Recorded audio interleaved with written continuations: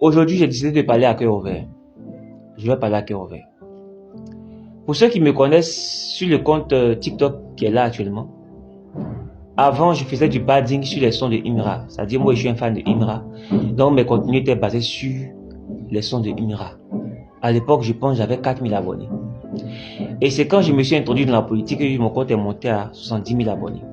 Et le fait de voir qu'aujourd'hui, les Ivoiriens sont divisés, c'est ce qui m'a permis de rentrer dans la politique. Parce que j'ai compris que, déjà, dès que j'avais l'âge de 18 ans, moi, j'étais gérant de cyber lors de mes jobs de vacances. Donc, les temps que je prenais à m'asseoir devant mon ordinateur au travail à l'époque me permettaient de pouvoir me former sur la situation du pays et les guerres en Afrique en général. Les stratégies politiques, le coup d'État, la géopolitique, c'est ce qui me permettait de pouvoir m'informer sur comment est-ce qu'il y avait ces crises, la France-Afrique, tout ça. Voici comment est-ce que je me formais. Et j'ai compris que j'étais bon quand même en ça parce que j'avais une connaissance à ce niveau-là. Je m'informais beaucoup. C'est comme ça que je me suis dit, pourquoi perdre mon temps à me jouer les ignorants, sachant que je connais beaucoup de choses. Voici pourquoi donc mon contenu a changé et je suis passé à parler de la politique plutôt qu'à me jouer les baddings sur des sons.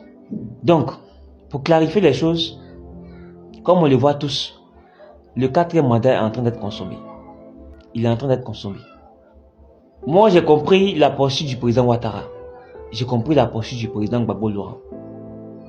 Les deux, j'ai compris leur posture. C'est vrai, l'histoire reste l'histoire. C'est pour ça, moi, chaque fois que je parle de l'histoire du pays. Aujourd'hui, le 4e mandat est en train d'être consommé, on ne peut rien y faire. Tout ce qu'on peut dénoncer, c'est critiquer ce qui arrive, les faits.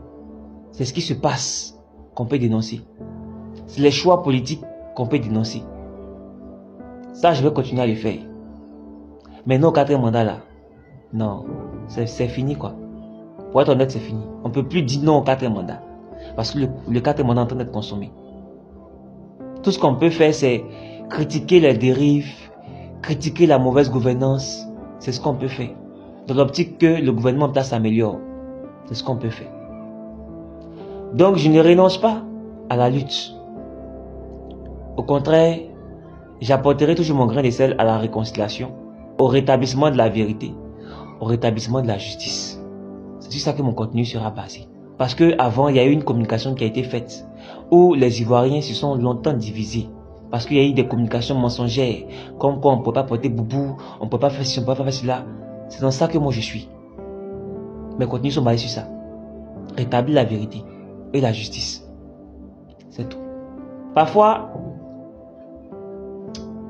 on prend une posture où il y a un conflit d'intérêts. Et j'ai eu la chance de rencontrer des personnes importantes du pays. Je le dis clairement, hein, c'est vrai.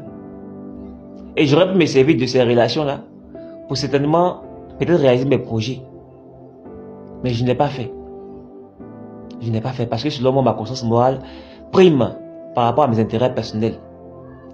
Par rapport à mon ambition personnelle. Donc, je clarifie pour dire que je ne serai pas contre le 4e mandat parce que le 4e mandat est en train d'être consommé. Mais je serai contre l'injustice, contre la mauvaise gouvernance, contre le système de la France-Afrique. Je continuerai à faire des contenus qui parleront de l'histoire du pays, afin de rétablir la vérité. C'est tout. Donc j'espère vraiment que vous comprendrez ma position. Merci.